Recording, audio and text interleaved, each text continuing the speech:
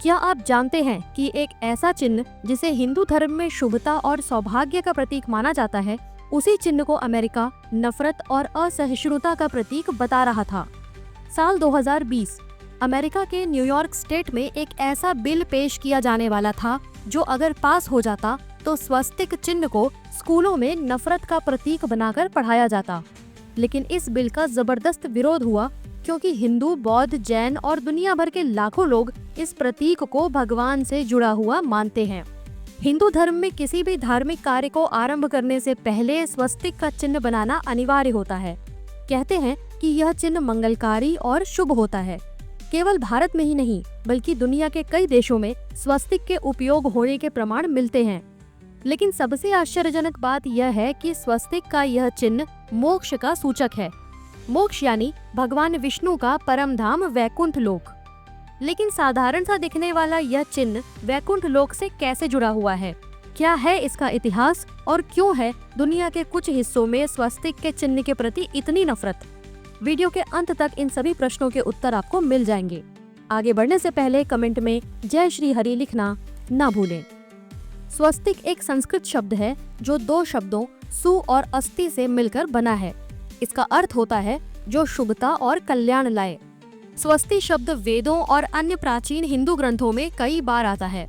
इसका एक प्रसिद्ध उदाहरण ऋग्वेद के इस मंत्र में मिलता है। ओम स्वस्ति न इंद्रो वृद्रश्रवाः स्वस्ति न पूषः विश्ववेदाः स्वस्ति नस्ताक्षर्यो अरिष्टनेमिः स्वस्ति नो बृहस्पतिर्दधातु। यह मंत्र ऋग्वेद के पहले मंडल सूक्त 89 का छठा मंत्र है। यह मंत्र किसी भी शुभ कार्य के आरंभ में बोला जाता है। भारतीय सनातन संस्कृति में स्वस्तिक के चिन्ह को भगवान विष्णु, सूर्य देवता और संपूर्ण ब्रह्मांड का प्रतीक माना गया है।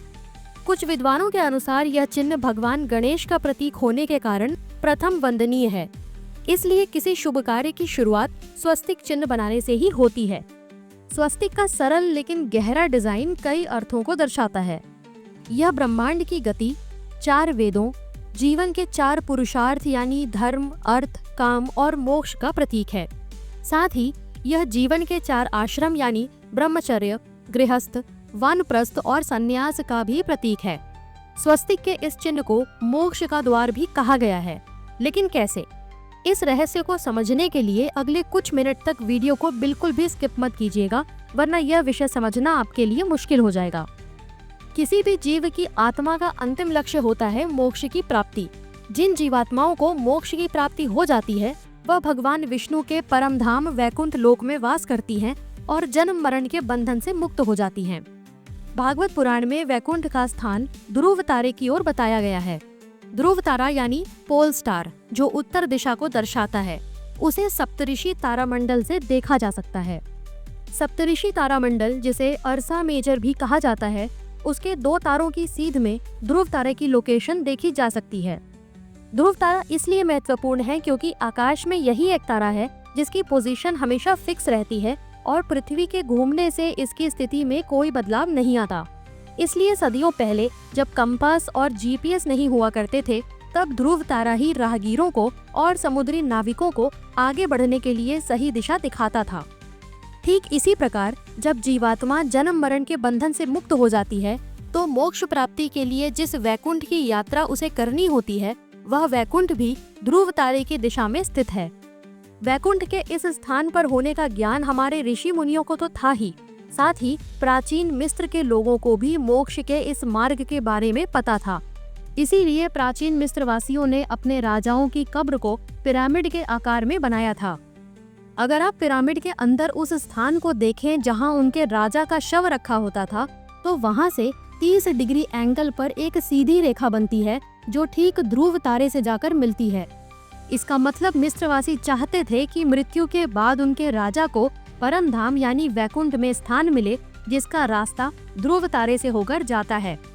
यह कोई सुनी सुनाई बात या कल्पना नहीं है। जेरेमी नेवलर नाम के एक इजिप्शियन एक्सपर्ट ने भी अपनी किताब shamanic wisdom in the pyramid text में इस रहस्य को विस्तार पूर्वक बताया है। इससे समझ आता है कि प्राचीन काल से ही कई सभ्यताओं में ध्रुव तारा कितना महत्वपूर्ण रहा है। वैकुंठ के मार्ग का पता लगाने के लिए आपको आकाश में सप्तऋषि तारामंडल और ध्रुव तारे को ढूंढना होगा। सप्तऋषि तारामंडल को ढूंढना बहुत आसान है। यह तारामंडल 7 तारों का समूह है और इसके पहले 2 तारों की सीध में देखा जाए तो आपको सामने ध्रुव तारा दिखाई देगा। यह सप्तऋषि तारामंडल साल की अलग अलग ऋतुओं में आकाश में अलग अलग स्थान पर दिखाई देता है। यह सब पृथ्वी के सूर्य का चक्कर लगाने के कारण होता है। जैसे कि वसंत ऋतु में सप्तऋषि तारामंडल ध्रुव तारे से ऊपर दिखाई देता है।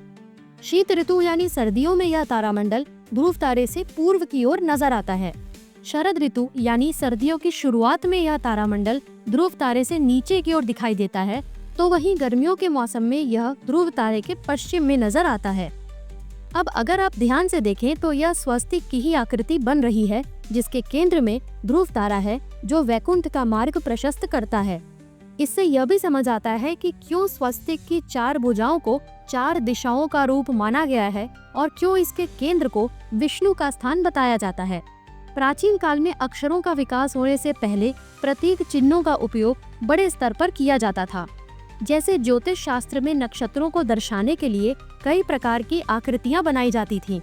उसी प्रकार स्वस्तिक का यह चिन्ह मोक्ष प्रदान करने वाले वैकुंठ का प्रतीक है।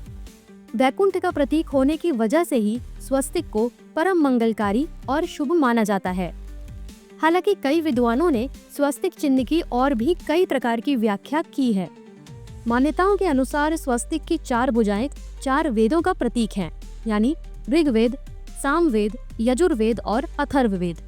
कुछ लोग यह भी मानते हैं कि यह 4 भुजाएं सृष्टि के रचयिता ब्रह्मा जी के 4 सिरों का प्रतीक हैं और इन चारों भुजाओं के केंद्र में है भगवान विष्णु और उनकी नाभि, जिनमें से ब्रह्मा का जन्म हुआ है। इस प्रकार हम देखते हैं कि स्वस्तिक चिन्ह के कई अर्थ हिंदू धर्म की मान्यताओं में देखने को मिलते हैं। पर जैसा वीडियो की शुरुआत में मैंने बताया था, आखिर स्वस्तिक चिन्ह से नफरत की वजह क्या है? दरअसल कई बार स्वस्तिक को हिटलर की नाजी पार्टी के चिन्ह से जोड़कर देखा जाता है। वही नाजी पार्टी जो यहूदियों के अमानवीय नरसंहार के लिए जिम्मेदार है। दुर्भाग्य से नाजी जर्मनी द्वारा इसके दुरुपयोग ने पश्चिमी दुनिया में स्वस्तिक चिन्ह की छवि को काफी नुकसान पहुंचाया और उसी गलतफहमी के कारण आज कुछ जगहों पर इसे गलत संदर्भ में देखा जाता है। इतिहास में अगर देखें तो 1896 में थॉमस विल्सन, जो यूएस नेशनल म्यूजियम में क्यूरेटर थे, उन्होंने एक पुस्तक लिखी थी, the Swastika, the earliest known symbol and it's migrations. इसमें उन्होंने स्वस्तिक और उससे मिलते जुलते चिन्हों पर शोध किया और बताया कि प्राचीन भारत से लेकर यूरोप, लैटिन अमेरिका, ऑस्ट्रेलिया तक की विभिन्न संस्कृतियों में यह प्रतीक मौजूद रहा है। दुर्भाग्यवश यह ऐतिहासिक और सांस्कृतिक जुड़ाव द्वितीय विश्व युद्ध के दौरान हिटलर द्वारा किए गए नरसंहार की छाया में दब गए।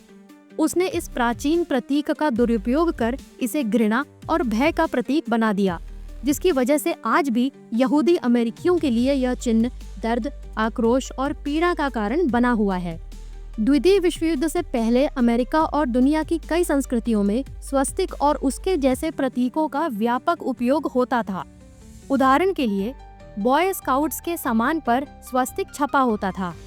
कोका कोला के कुछ पुराने उत्पादों और प्रचार सामग्रियों में भी स्वस्तिक का इस्तेमाल किया गया था। कुछ हॉकी टीमों की यूनिफॉर्म पर भी यह प्रतीक मौजूद था। यहाँ तक कि फैशन एक्सेसरीज में भी स्वस्तिक का प्रयोग एक शुभ चिन्ह के रूप में किया जाता था। यह सब इस बात को दर्शाता है कि स्वस्तिक को कभी भी मूल रूप से नफरत या हिंसा का प्रतीक नहीं माना गया था, बल्कि यह एक शुभता, समृद्धि और सौभाग्य का संकेत था। हालांकि इसके पीछे एक सच्चाई और भी है। हिटलर ने जो चिन्ह अपनी नाजी पार्टी के लिए उपयोग किया था, उसे हैकन क्रूज कहते हैं, जिसका शाब्दिक अर्थ होता है हुक्ड क्रॉस, जो असल में हिंदुओं के मूल स्वस्तिक चिन्ह से बिल्कुल अलग है। लेकिन समय के साथ हैकन क्रूज का नाम स्वस्तिक प्रसिद्ध हो गया और लोगों में हिंदू धर्म के स्वस्तिक चिन्ह के प्रति नफरत की भावना पनपने लगी। पश्चिमी दुनिया की राय चाहे जो भी हो, भारत में आज भी स्वस्तिक चिन्ह को शुभता का प्रतीक माना जाता है और कोई भी शुभ कार्य इसके बिना आरंभ नहीं किया जाता। साथियों, उम्मीद है इस वीडियो से आपको अवश्य ही कुछ नया जानने को मिला होगा। अगर हाँ, तो इस वीडियो को एक लाइक करके अपने फ्रेंड्स और फैमिली में जरूर शेयर करें। चैनल पर नए हैं तो इसे सब्सक्राइब करके बेल नोटिफिकेशन को ऑन कर लीजिए, ताकि आगे आने वाली वीडियोस आपको सबसे पहले मिल सकें। मिलते हैं अगली वीडियो में एक नए टॉपिक के साथ। नमस्कार, जय महाकाल।